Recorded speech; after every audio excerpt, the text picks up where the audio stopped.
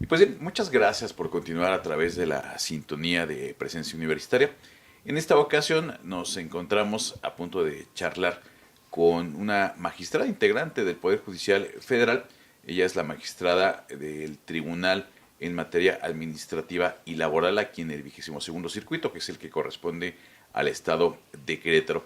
Ella es la magistrada Marisol Castañeda Pérez, quien muy amablemente nos ha atendido a nuestra petición de charlar con ella, y en esta ocasión estamos platicando con ella completamente en temas jurídicos. Magistrada, pues gracias por atender la invitación y pues agradecidos por tener la oportunidad de charlar con usted en temas jurídicos, y me parece que muy en particular en torno al tema de la reforma al Poder Judicial, que ya es norma vigente. Gracias por acompañarnos. Al contrario, muchas gracias a ti y a todo tu auditorio. Y bueno, me parece que pudiésemos iniciar esta charla y compartir al mismo tiempo con la audiencia de Presencia Universitaria. En el año 2019, usted es objeto de un reconocimiento a su trayectoria. En el año 2019, la revista Foro Jurídico tuvo a bien de hacerle esta distinción y catalogarla como una de las abogadas más influyentes en nuestro país en el año 2019. Y en ese contexto, podríamos iniciar la charla, si me lo permite. Para usted, ¿qué implicaciones tiene el salvaguardar la impartición de justicia en un país como es México? Gracias. Sí, bueno, primero, si me permites, te platico un poquito sobre este reconocimiento que me hicieron favor de hacerme en 2019. Tiene un trayecto, tiene un trasfondo muy importante.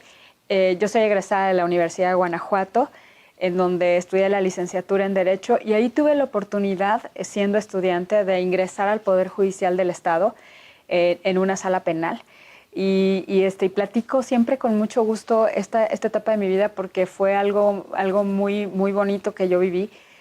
Llegué a trabajar a una sala penal con un magistrado que era maestro en la facultad. Un día llega al salón de clases y nos invita a hacer una prueba para ingresar a trabajar en el Poder Judicial, en el escalafón más, el primero, la primera parte del escalafón, que pues es ser oficial judicial. En aquel entonces, las personas que se desempeñaban en este puesto pues eran secretarias, mecanógrafas, las que escribían a máquina, ¿no? Y yo tuve la fortuna en la secundaria de tener un taller de taquimecanografía. Entonces hago el examen junto con otros compañeros y compañeras, y afortunadamente me quedo por una razón. Yo sabía taquigrafía, que es signo de lenguaje de señas, de signos, perdón, en donde escribes muy rápido en estas libretitas que existían antes, que se llamaban precisamente taquigrafía. Exactamente. Bueno, entonces eso les pareció muy valioso en aquel momento. Y otra cuestión que me dio prácticamente la entrada allí fue que me preguntaron si yo sabía utilizar el JUS. El JUS son estos discos que seguramente los jóvenes no los recuerdan o no los conocieron, pero son estos discos donde venían la compilación de la jurisprudencia y de las tesis de la Suprema Corte y de los tribunales colegiados de circuito.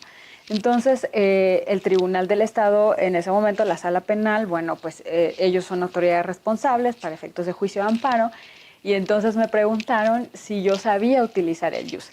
Y yo dije que sí, cuando honestamente no lo sabía utilizar, pero dije voy a aprenderlo, y lo aprendí. Y claro que lo aprendí en un fin de semana, me puse ahí a investigar cómo se utilizaba y todo esto, y pues gracias a Dios me fue muy bien. Estando todavía como estudiante, tuve la oportunidad de ingresar al Poder Judicial de la Federación, y ahí sí, la verdad es que fue un trabajo muy arduo, porque había muchísimo trabajo, me acuerdo, y como yo venía de esta sala penal, pues mi jefe, que era un secretario que había sido juez en materia civil en el Estado, me dijo, oye, pues ayúdame tú con los proyectos en materia penal. Y entonces yo, además de hacer mis labores de mecanografía, hacía proyectos de resolución en materia penal, a la vez que estudiaba. Y entonces, bueno, también lo recuerdo con mucho cariño, porque quienes conocen la Universidad de Guanajuato, y si no la conocen, los invito a que vayan a conocerla, tiene una estructura muy linda de unas escalinatas, y recuerdo literalmente correr esas escalinatas 1001 veces para subirlas y llegar a clases,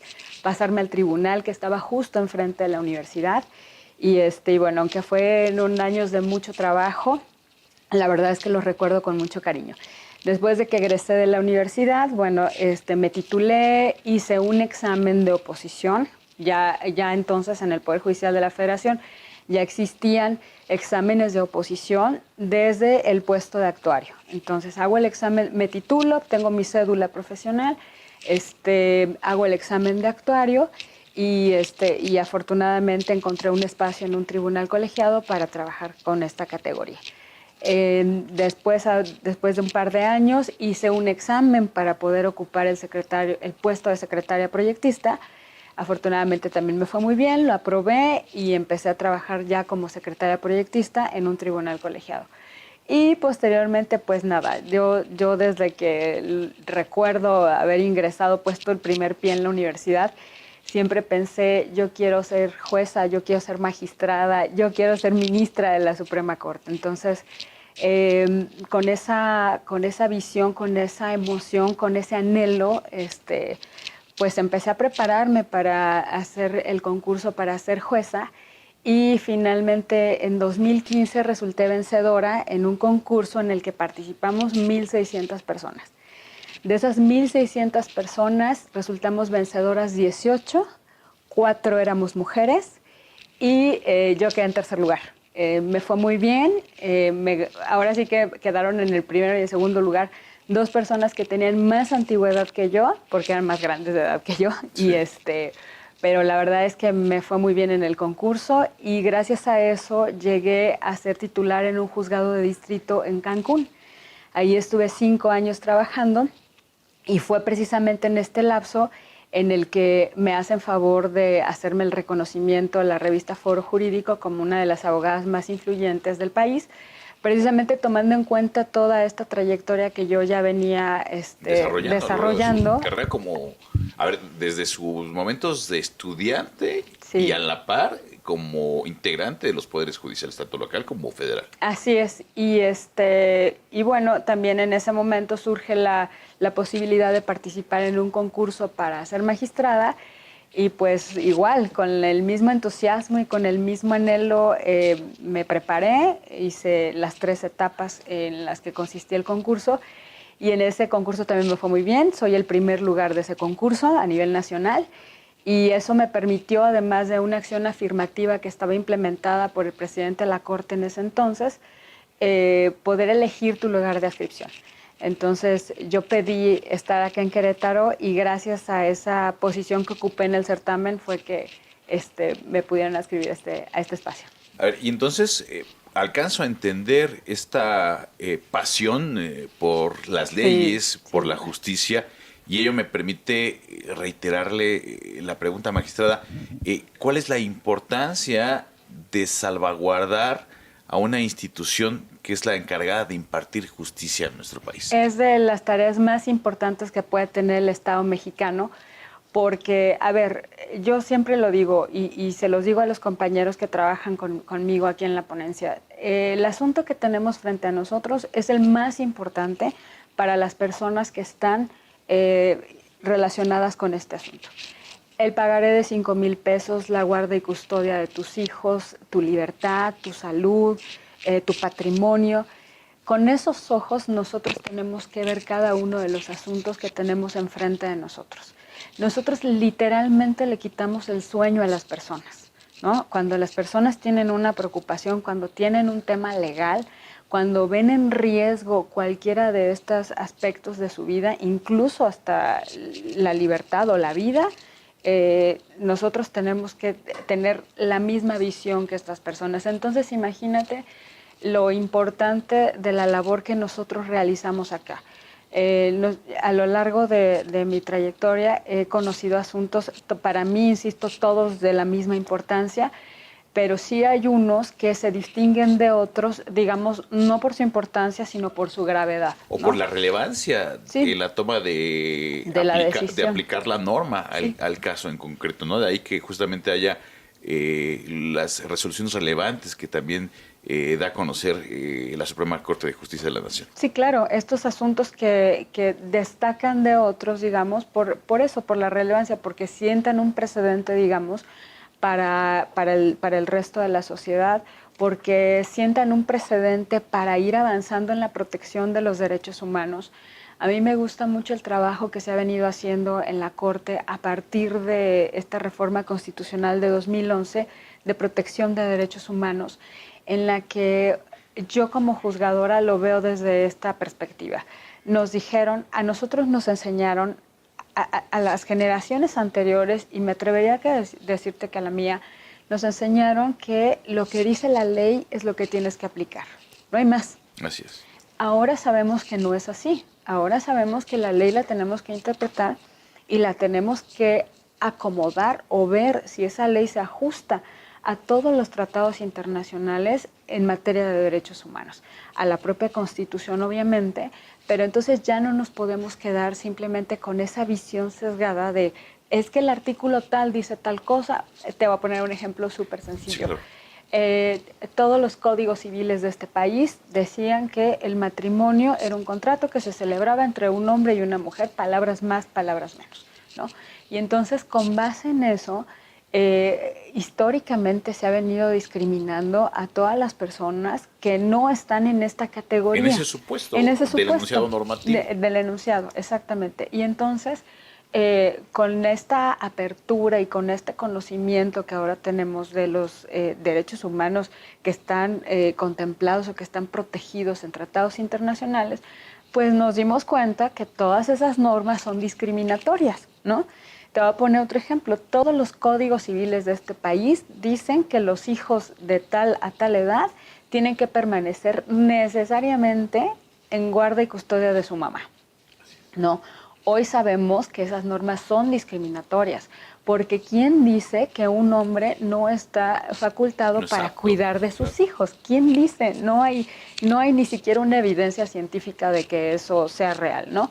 Entonces, gracias a esto es que hoy sabemos que esas normas son discriminatorias y nosotros como personas juzgadoras sabemos que podemos dejar de aplicar esa norma o ajustarla, si es que se puede, al orden internacional. Pero si no se puede, nosotros sabemos entonces que podemos expulsar esa norma de la aplicación en este caso concreto y darle un sentido amplio de protección a los derechos humanos de las personas, que al final del día es de lo que se trata. Mi siguiente pregunta va vinculada con lo que me está refiriendo, magistrada, y con mi siguiente tema, que es ya la reforma al Poder Judicial como norma vigente, como parte del derecho positivo mexicano. Ha sido superado el debate, el disenso, se implementa, se aplica, se publica, es norma vigente. Y antes de iniciar esa reflexión, me parece que antes de esta discusión de la reforma al Poder Judicial, la ciudadanía no había volteado a ver hacia los juzgadores, hacia las juzgadoras. Y me parece que también falta esa visión y se ha visibilizado porque los juzgadores y juzgadoras son ciudadanos, son seres humanos como cualquier otro ciudadano, y también necesariamente tienen una cosmovisión propia y sus conocimientos son los que nos permiten dilucidar los debates que son puestos a su consideración, magistrado. Fíjate, qué bueno que tocas el tema. Estamos en ejecución ya de una reforma que es derecho vigente.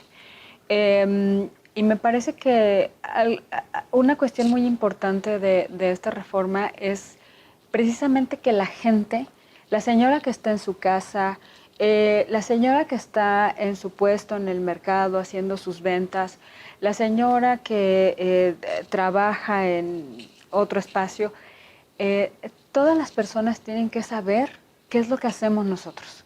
¿Por qué? Porque en esta convivencia entre la sociedad, entre las personas, surgen diferencias. ¿Y qué pasa cuando las personas no logran conciliar sus diferencias? Entonces, para eso están los juzgados y tribunales. Desde la diferencia más sencilla hasta las diferencias más importantes que ya trastocan o que violentan derechos de las personas, la gente que no está inmersa en el sistema judicial o que no está inmersa en el tema jurídico, que además no tienen por qué estarlo porque cada quien tiene su propio espacio y cada quien decide en qué espacio desarrollarse, se llama libre desarrollo de la personalidad. no saben a dónde acudir y no saben cuál es el camino que se sigue en un proceso una vez que inician un litigio o un proceso judicial. Entonces, me parece de la mayor importancia que hoy las personas juzgadoras estemos saliendo a que nos conozcan, que sepan quiénes somos y que sepan qué es lo que nosotros hacemos acá, ¿no? También nosotros crecimos, me parece, muchas generaciones, incluyo la mía, nos educaron, y no digo que esté mal o bien, no sé, Sí. simplemente estoy hablando de cómo ha ocurrido este proceso. A nosotros nos enseñaron que hay que estar detrás de un escritorio. Esa frase que dice que los jueces hablan por sus sentencias, etcétera. Nada más que como la sociedad es cambiante y la sociedad avanza cada día y a pasos agigantados, nos quedamos en esa visión de atrás del escritorio que ya es una visión que no se ajusta a la nuestra realidad ya está actual. superado ese paradigma, ¿no? Por que en supuesto. su momento, pues bueno, fue vigente. Funcionó, fue vigente, exacto, se ajustó a aquel momento. Hoy se ha roto ese paradigma con la implementación de esta reforma. Hoy se ha roto totalmente. Me parece que incluso desde el tema de la pandemia, en el que todos nos subimos a redes sociales, nos subimos al tema digital, a las conversaciones a distancia, obligadamente, pero nos subimos. Me parece que hoy de ninguna manera podemos estar pensando que ese modelo que en algún momento funcionó puede seguir funcionando en una sociedad que hoy quiere saberlo todo y que merece saberlo todo y que necesita saberlo todo, que necesita saber qué es lo que nosotros hacemos y quiénes somos nosotros. Entonces también por eso te agradezco mucho y el espacio. Magistrada, lo decíamos, a ver, ya es una reforma vigente, ya es ley. Totalmente. Y me parece que mucho se ha generado en torno a la información de lo que estaba mal o que puede haber estado mal en la implementación de esta reforma, pero seguramente y necesariamente hay bondades en la implementación de esta reforma al Poder Judicial. Desde su posición como mujer juzgadora, como mujer de leyes, como una de las abogadas más influyentes en nuestro país, ¿cuáles podrían ser estas bondades de la implementación de la reforma al Poder Judicial Federal? Bueno, primero, sin duda, lo que te acabo de comentar, la idea de que nosotros tenemos que estar atrás de un escritorio y todo eso ya está atrás, que las personas nos conozcan, que sepan cuáles son sus derechos y que sepan a dónde acudir cuando son violentados en sus derechos. Esa sin duda me parece de las más importantes. Y la otra cuestión, fíjate, se habla mucho y se cuestiona mucho y hay mucha incertidumbre en relación con los perfiles de las personas que pueden llegar a ocupar estos espacios. ¿Había ese temor de que podrían llegar a ocupar posiciones en la impartición de justicia, perfiles que no están aptos justamente para decidir el derecho cuando hay conflicto entre dos partes? Así es. A ver, aquí yo partiría primero de una base. La reforma constitucional establece que tiene que haber 3 comités de evaluación que elijan los mejores perfiles, ¿no? Y después viene una insaculación. Pero se supone, tenemos que partir de la base que para esa insaculación ya van los perfiles mejor calificados. No es que en la insaculación pueda colarse a alguien que no cuente con los requisitos o que no tenga las capacidades necesarias, ¿no? Entonces, bueno, yo también partiría de una premisa. A ver, creo que ningún método de elección es perfecto, ni en este ámbito ni en ningún otro. Todos son perfectibles. Todos son perfectibles, exacto. Yo recuerdo cuando ingresé al Poder Judicial de la Federación, todos los que fueron mis jefes, mis maestros, o la mayoría, un buen porcentaje de ellos, eran jueces y magistradas que fueron elegidos por ministros de la Corte. Antes de que existiera el método de carrera judicial, existía el método de elección por parte de los ministros. Así que los ministros eran quienes decían, yo decido que fulano de tal o que tal persona sea quien vaya de juzgador a tal lugar, ¿no? A tal juzgado, a tal tribunal, etc. Era un método que funcionó en un momento y era muy perfectible y se pasó al otro sistema, al sistema de carrera judicial. yo te diría, hoy sí me parece el método más objetivo que podía existir. Lo tenemos superado, vamos por la otra parte, ¿no? Ya estamos en otra parte en la que la elección de jueces y magistrados es por voto popular. Tenemos entonces hoy un ejercicio que ni siquiera ha concluido y que entonces me parece que habría que esperar el resultado, que ya las personas estuvieran trabajando para decir, oye, es más perfectible que los Sí, otros claro. métodos Pero o permítame hacer una no acotación, es. porque ya en esta reforma no podemos ser, para que estemos hablando de candidatos y candidatas a ser impartidores de justicia, pasaron un filtro Así que es, son los comités de evaluación son los del comités. Poder Ejecutivo, Poder Legislativo, Poder Judicial. Es Así decir, es, también hay una responsabilidad importante en estos comités de evaluación por para supuesto, filtrar que claro. quienes vayan a postularse en la elección popular sean perfiles idóneos Así es. para ocupar esa posición como juzgador o juzgadora. Creo que tienen la misma responsabilidad que en algún momento, por ejemplo, lo tuvo el Consejo de la Judicatura Federal, porque en el Consejo de la Judicatura Federal descansaba esta responsabilidad de elegir o de llevar este proceso de elección de jueces y magistrados, ¿no? Entonces me parece que hoy estos comités son quienes tienen esta obligación, esta responsabilidad. Y pues bueno, esperemos que el resultado sea pues el más idóneo, ¿no? El más favorable para todas y todos. Hablando ahora de la evolución de la impartición de justicia, que tal vez lo hemos tocado a pinceladas desde el inicio de esta charla, desde su perspectiva como mujer impartidora de justicia, ¿cuál sería una evolución? Ya no hablemos de la persona como juzgador o juzgadora. ¿Cuál sería una evolución natural hacia que tengamos que transitar como país en la impartición de justicia? Se me ocurre ahorita, de bote pronto, tal vez analizar la impartición de justicia virtual, que es algo que se implementó y que fue un gran reto en la pandemia, el juzgar a distancia. Hay entidades como en Nuevo León que hacían las audiencias de juicios civiles o mercantiles desde las videoconferencias. Claro. Y en ese contexto, ¿cuál es su visión como mujer impartidora de justicia? ¿Hacia dónde tendríamos que evolucionar naturalmente la impartición de justicia? Hacia la inteligencia artificial. Hacia la inteligencia artificial sin duda. Hay países como Estonia que tienen ya implementada buena parte del sistema judicial o sustentada sobre este tema de la inteligencia artificial. Nos estamos quedando atrás. Hoy, si no nos subimos a este tren, a este barco de la inteligencia artificial, nos va a superar. Las personas, los litigantes ya están introduciendo estos algoritmos a los sistemas de inteligencia artificial para encontrar una respuesta a un litigio. Eso no quiere decir que vamos a sustituir jueces, magistrados por computadoras. No, lo que quiere decir es que vamos a utilizar nosotros la inteligencia artificial para hacer el trabajo más fluido. Ya no, si nosotros nos subimos a este tren, vamos a dejar de ser maquiladores para ser simplemente revisores, que es el trabajo intelectual que en realidad nosotros hacemos acá. Y que es insustituible. Claro, ese sí es insustituible. Yo estoy completamente de acuerdo con eso. Pero ¿sabes cuánto tiempo se pierde en la redacción de un en la proyecto? redacción de un proyecto? ¿Cuánto tiempo se pierde en la búsqueda de jurisprudencia, de precedentes, de qué dijo la Suprema Corte de Justicia de la Nación, qué dijo la Corte Interamericana de Si la Derechos tesis Humanos? ya está superada por contradicción. Sí, ya está superada por contradicción. O por criterio relevante, claro, novedoso. ¿qué ley es la que tengo que aplicar aquí? ¿Cuál es la ley reglamento miscelánea fiscal que aplica para este asunto en específico?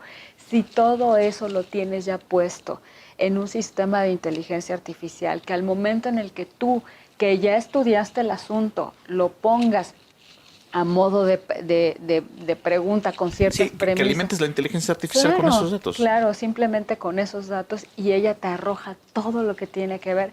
Bueno, te los aseguro que vamos a estar en otro nivel. Primero, me parece que sería algo que nos podría ayudar a erradicar uno de los grandes problemas que existen en la impartición de justicia.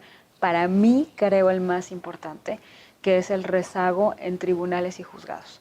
Hoy tenemos desafortunadamente tribunales y juzgados en todo el país rezagados de asuntos. Nada se parece más a la injusticia que la justicia tardía.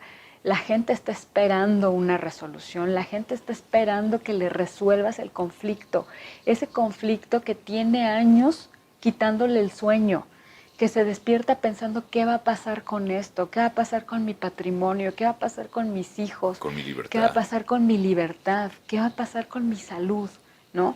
La gente está esperando que le resuelva sus asuntos. Entonces es muy lamentable, y lo digo con toda honestidad, es muy lamentable el rezago tan importante que tenemos de asuntos. Cuando nos subimos al sistema oral, afortunadamente, primero en materia mercantil, en materia penal, en materia laboral ahora y próximamente en juicios civiles y familiares en todo el país, me parece que fue un gran avance porque te voy a poner un ejemplo. Yo hoy todavía en este tribunal, que una de nuestras grandes especialidades es el derecho laboral, todavía tenemos asuntos que se llevaron en el trámite del sistema anterior ante juntas de conciliación y arbitraje que iniciaron hace 15 años. Hace 15 años. Imagina eso. Para cualquiera de las partes seguramente es desgastante pensar, tengo un juicio hace 15 años, ¿no? Entonces, nos subimos al sistema oral, y para mí el sistema oral es algo fantástico, es algo bondadoso, es algo que todos tendremos que explotar. Pero además, insisto, si además de este sistema nos subimos al tema de la inteligencia artificial, nos va a ayudar a quitar el rezago de los tribunales, sin duda. ¿Por qué? Insisto, porque entonces quitas la parte de la maquila de un proyecto de resolución, porque la puedes utilizar para detectar en dónde y por qué se está creando un problema grande. Te voy a poner un ejemplo. En Cancún, recuerdo cuando yo estaba allá, de repente surgió un conflicto en el que, por cierto, la promoción de los juicios estuvo a cargo de menores representados por ciertas asociaciones o colectivos que defendían el tema del medio ambiente cuando se dio un permiso de construcción para Tajamar. Exactamente, que es Tajamar, que es un manglar. Y entonces empezaron a llegar miles y miles y miles de demandas a uno y a otro juzgado y a otro juzgado y a otro juzgado. Bueno, ¿qué pasó? Pues que cada juez, cada jueza decidió hacer el trámite que consideró el más conveniente, y de repente, cuando volteamos a ver, teníamos todos los juzgados de distrito de Cancún saturados de trabajo, rezagados de trabajo, y todos con el mismo tema. El tema ambiental, el tema de protección de los derechos de los menores en relación con este punto. Entonces, yo me quedé pensando, con un sistema que nos dijera en tiempo real, están ingresando estas demandas que tienen esta característica y que tienen que ver con un solo tema, ¿ok? Los concentras en un solo tribunal, en un solo juzgado, y evitas que el resto de los juzgados se rezaguen de trabajo, ¿no? Que eso fue lo que sucedió, y desafortunadamente el Consejo de la Judicatura se dio cuenta hasta después de 2 años, cuando empiezan a hacer las visitas de inspección a los juzgados y dicen, pues, ¿qué pasó aquí? ¿En qué momento se convirtió en el rezago? ¿En qué momento esto se convirtió en una bola de nieve? Claro, porque no lo pudiste detectar desde un principio. Imagínate si desde un principio lo pudieras detectar. Y te estoy poniendo un ejemplo de me parece que lo mismo sucedió con la reforma educativa. ¿no? Así que es. hubo también cientos y miles de amparos promovidos por maestros. Miles de amparos en todos los juzgados federales del juzgados. país. Con el tema de la reforma a la ley del ISSSTE, en fin, hay muchísimos ejemplos. De repente, así, miles de demandas de amparo en juzgados, en tribunales, que no los detectas o no detectas el problema hasta después de 2 o 3 años y ¿en qué momento sucedió esto? No nos enteramos. Con un sistema así nos enteraríamos al instante. ¿Y cómo romper ese miedo y esa resistencia? Pero bueno, ya se nos está terminando el tiempo. Rápidamente, ¿cómo romper ese miedo y esa resistencia a implementar tecnologías novedosas en la impartición de justicia? Con capacitación y eso, saber que todo en esta vida, todo en el mundo cambia, es lo único seguro en esta vida, todo cambia, y saber que tenemos que ajustarnos a la realidad y tenemos que ir siempre pensando hacia adelante, no podemos permanecer estáticos. Magistrada, muy amable, se nos termina el tiempo. alguna consideración muy breve para despedir esta charla que tan amablemente nos ha concedido. Gracias. Pues nada, que a la sociedad en general estamos ya en víspera de un periodo de elección, de votación. Yo pensaría que las personas juzgadoras que hoy están en esa situación de entrar a votación son personas muy valiosas. Las personas que tenemos atrás una carrera judicial, somos personas que tenemos toda la capacidad para estar en este espacio. Ya superamos un examen, un concurso. Hoy creo que también podemos superar esta parte y también invitar a mis compañeras y compañeros a que siempre sigamos dando lo mejor de nosotros, porque esta es nuestra vocación. Muchas gracias a la magistrada Marisol Castañeda Pérez por esta interesante charla. Vamos a un corte y regresamos con más.